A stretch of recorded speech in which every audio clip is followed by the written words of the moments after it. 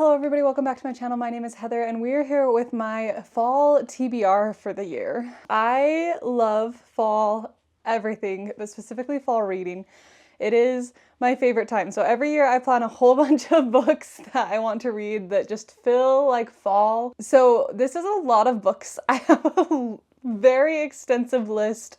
I have definitely more books than I am going to reasonably be able to get to in one fall season, but we're going to talk about the books that I'm hoping to get to. I have some that I have physically, I have some that I'm planning to read through Libby and listen on audiobook and things like that. I just thought I'd walk you through. I kind of have three categories of books for this video.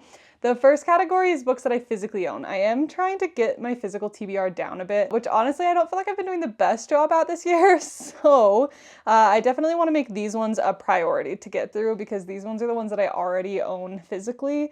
And so getting them off of my physical TBR would be great. That's the first category. So we'll just walk through these books. I'll give you a brief description.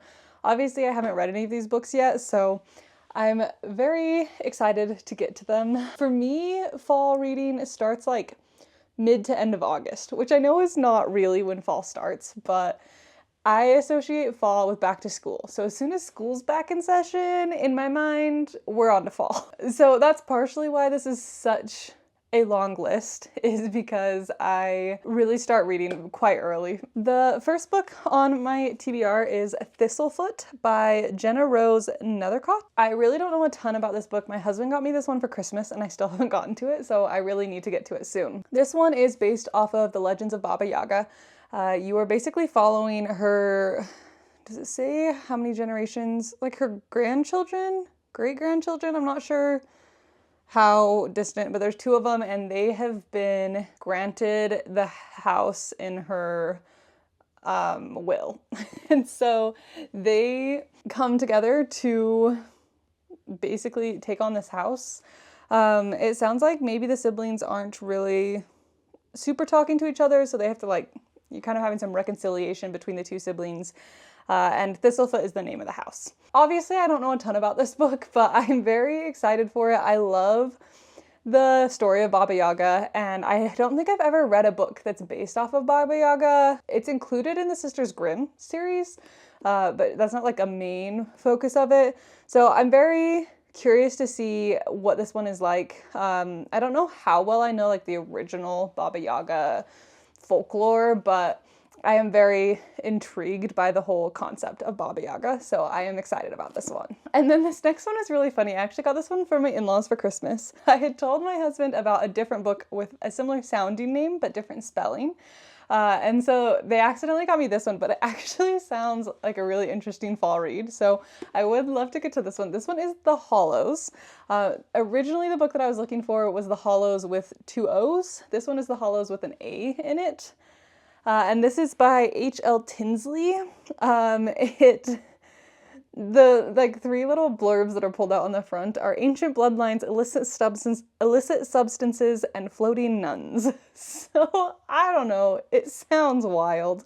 I've never heard of this book until I got it for Christmas, but it sounds like there is some kind of a serum going around that maybe gives people access to ancient powers or something like that. I'm just gonna read the back. The Hollow Serum was once sacred to the Ald Bloods.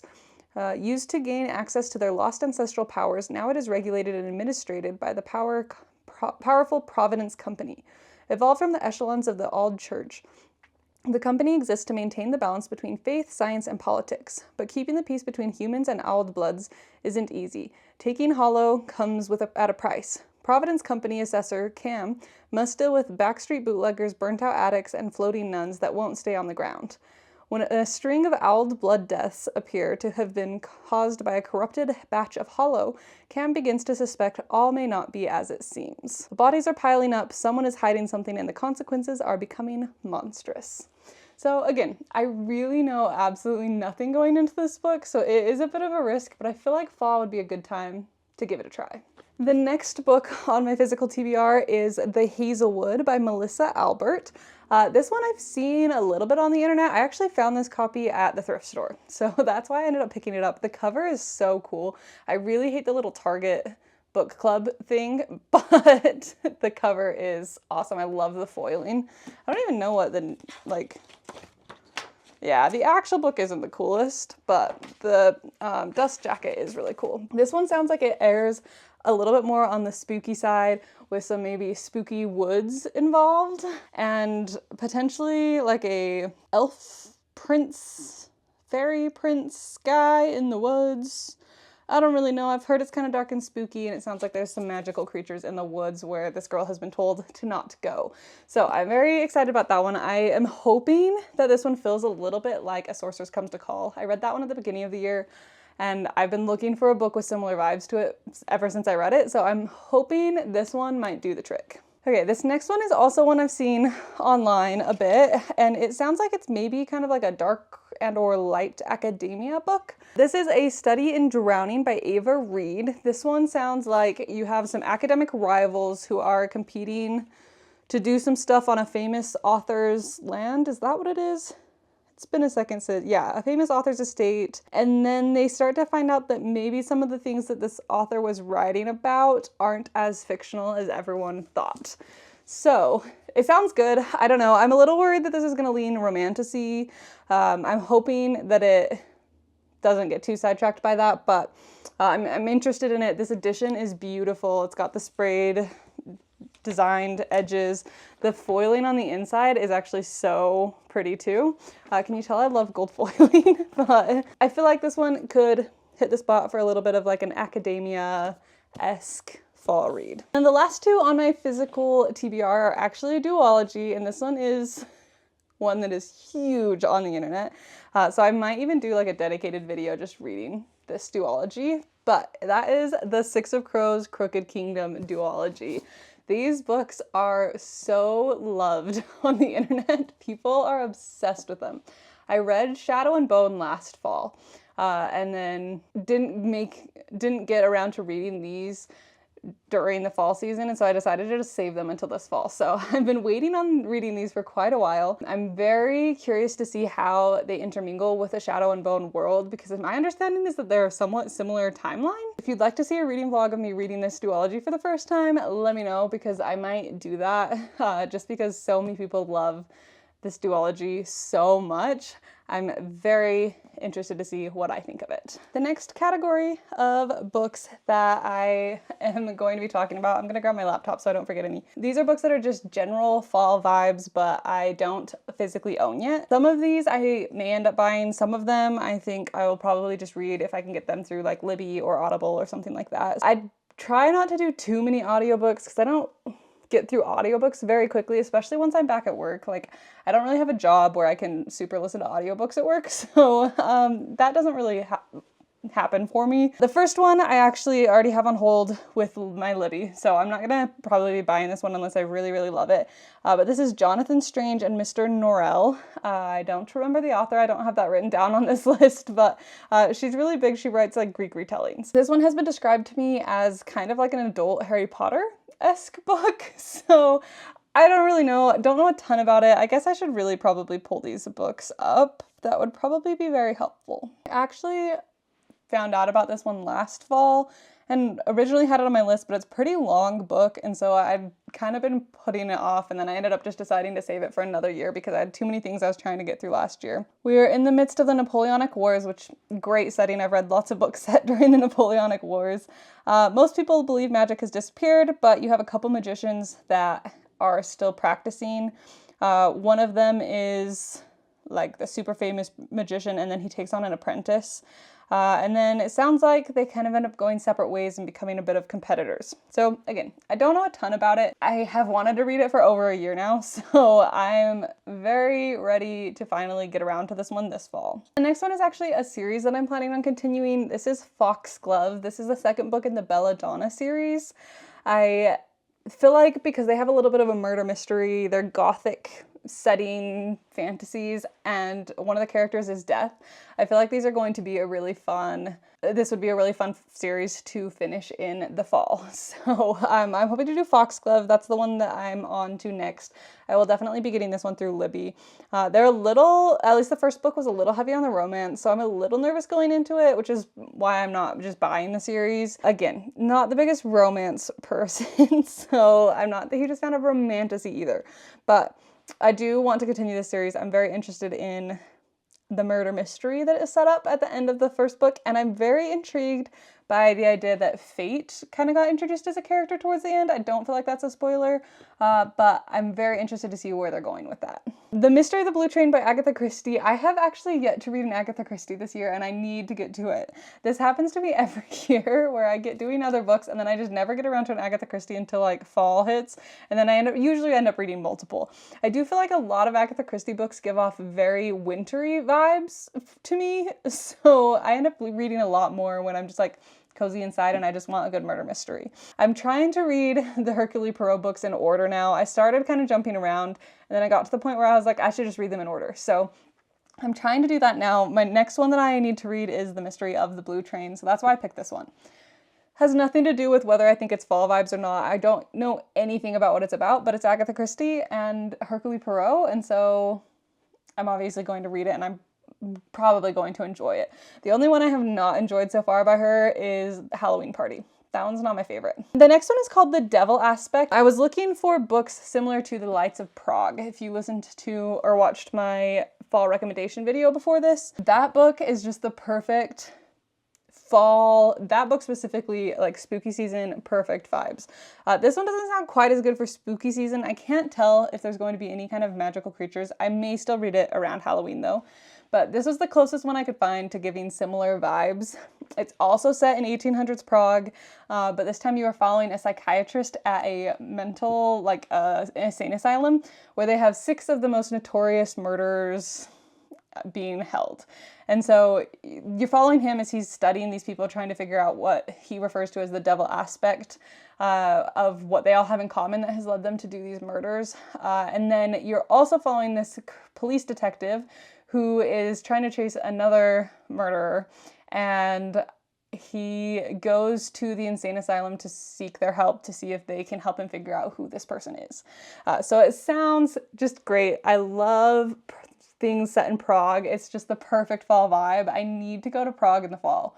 Like, that would just be the perfect trip. Dream trip for me, for sure. But that's The Devil Aspect. And then sticking with the devil theme, we have The Devil in the Marshalsea. I saw Carrie from Carrie Can Read talk about this one, and it sounds so good. This one's set in old London. You have this man who ends up in a debtor's prison. Somebody died, or somebody's murdered in the prison, and so it sounds like makes some kind of bargain to get out early from debtor's prison if he can solve the murder.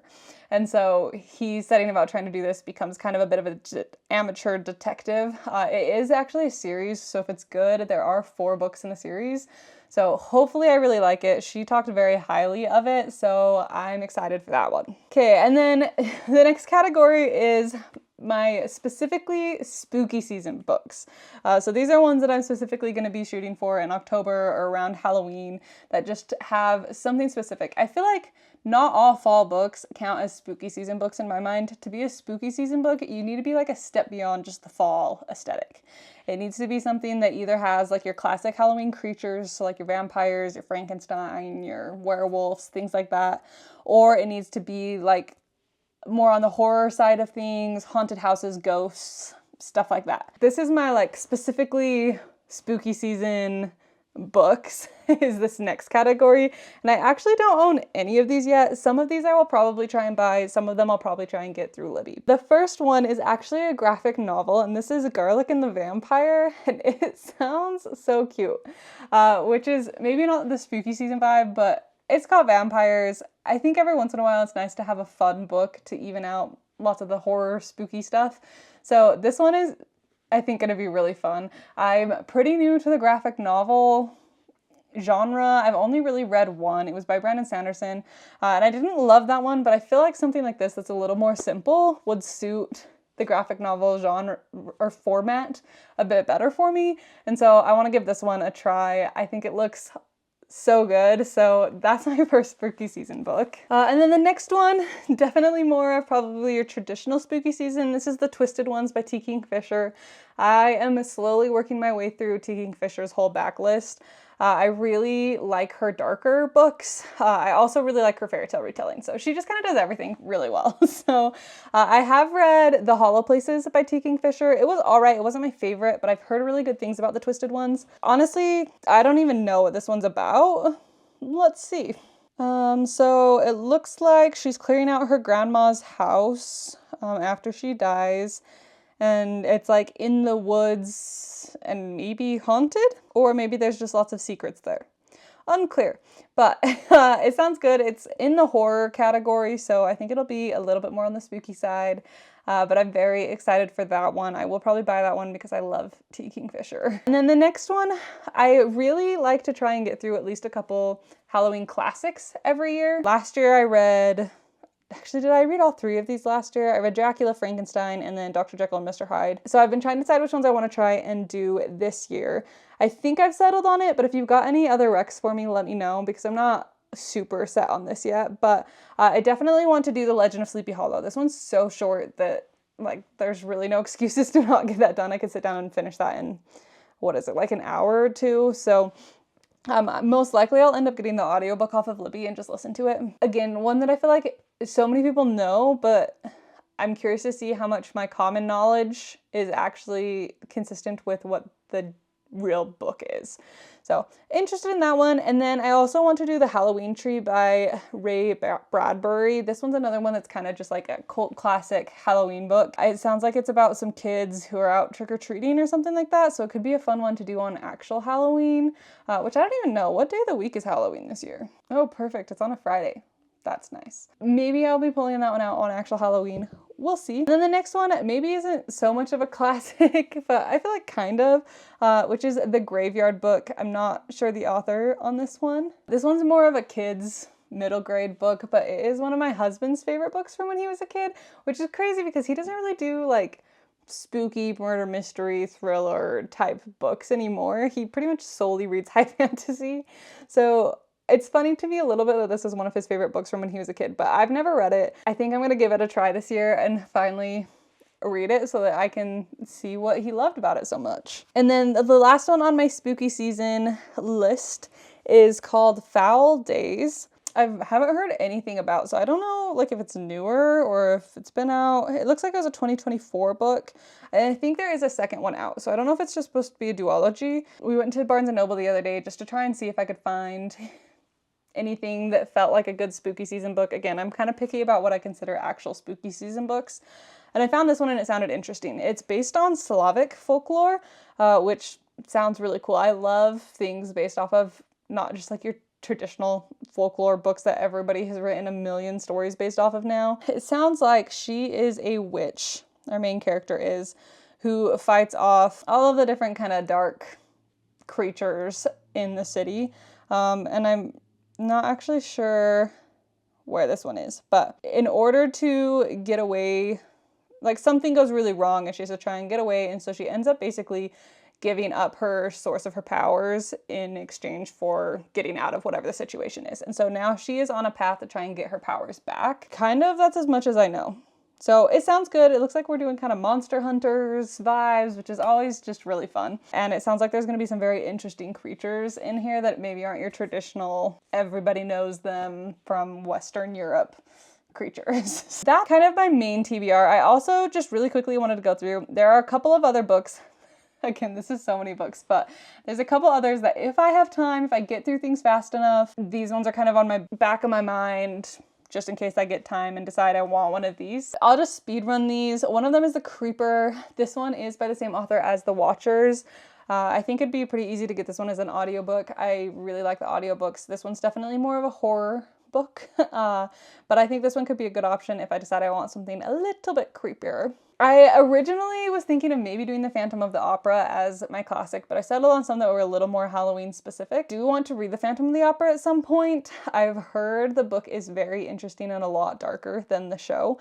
I do love the show. I've seen it several times, the movie and actually on stage, but I would be very curious to read the book. This one's just kind of a little bit longer, so I wasn't sure that adding that one in was going to work with all of my other things, so at some point I will get to that one. All the Murmuring Bones is another one that I found while doing some research for my TBR this year, and it sounds like it's very mermaid-based fantasy, horror, thrillery type of a thing, where the family's like making deals with the merfolk, and basically they trade a child from each generation, and they haven't been doing it for a while, and this girl's grandma is determined to like bring the deal back up, even if that means trading her to the merfolk. Definitely one that could also be like a summerween book. If I get to it, I get to it. Under the Whispering Door is another one that sounded interesting. It sounds like maybe the guy's died and he's a ghost, and he is forming a relationship with the Grim Reaper that is in charge of him. So that one sounds interesting. A Night in the Lonesome October is one I was trying to find something that was a little more lighthearted, maybe even funny, just to kind of break it up, because I feel like sometimes you can get a lot of really heavy books, especially around Halloween. So I was trying to see if I could find something that felt like a Halloween book, was a little bit funnier. And this is the main one that I found. It's not the most easily accessible, so it's on my if I can get a hold of it list. But this one sounds like basically there's a game happening where all of these different classic characters from different spooky stories have been invited to play some game involving gods and something. But the real funny part about it is that it's being narrated by the dog. So the dog is like telling you the whole story. I don't know. It sounds funny. If I can get a hold of it, I might try and pick it up sometime in October. The Library of the Dead is another fantasy where basically this girl can talk to ghosts. The ghosts alert her of something that's happening to some of the kids around her area. They're being like possessed or something. And so she sets out with the help of these ghosts to try and figure out what's going on and what's happening to these kids. Which sounds good. And then another internet classic, The Starling House, or just Starling House, which sounds like a very sentient house, kind of gothic something or other, where she goes to try and be like the cleaner or something at this house. I don't really know, but I've heard good things about it. So again, if I can get access to it, if I get time, I may get around to that one. That is all of my fall TBR. Again, I am so excited for fall reading. I love this season. I love spooky season. Halloween's my favorite holiday. So I'm really pumped. I have a lot of books. If you have recommendations, I probably won't get to them this year, but if you sell me, I might try and make it happen. I don't know, but obviously my top priority is getting through the ones that are already on my physical TBR. Definitely the spooky season ones will be taking a high priority in October. So that is all of my books. Let me know what you plan on reading this fall, and I will either add them to my TBR this year or next year. I'm always looking for more spooky books, and honestly, I read fall type of books all throughout the year. I feel like a lot of people are like, oh, fall is here, so now I'm going to read all the murder mysteries and thrillers and fantasy, but I read all of those all year long. So let me know, especially if you've got more good thriller mystery recommendations. I'm always looking for more of those. I feel like those are so hard to figure out which ones are going to be good, and I love reading mystery thrillers, so please leave your recommendations down below. But I'm going to go ahead and end this very long video here. Thank you so much for watching. I hope you enjoyed, and I will see you in the next one very soon. Bye.